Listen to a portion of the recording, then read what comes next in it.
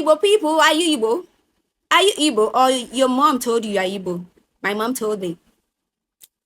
If you're Igbo, so please tell me how to say this. In Igbo, I like to eat rice or I like eating rice. Tell me. Eat rice now. I like him eat rice.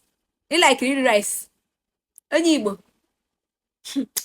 Yeah, come closer. Let me tell you how to say it. Like a pure Igbo person. I know you don't know what it's like in Igbo. I will tell you. Calm down. Like is masi. Masi. So how to say I like eating rice is iri osikapa is rice. Iri osikapa na masị or iri osikapa masịrị.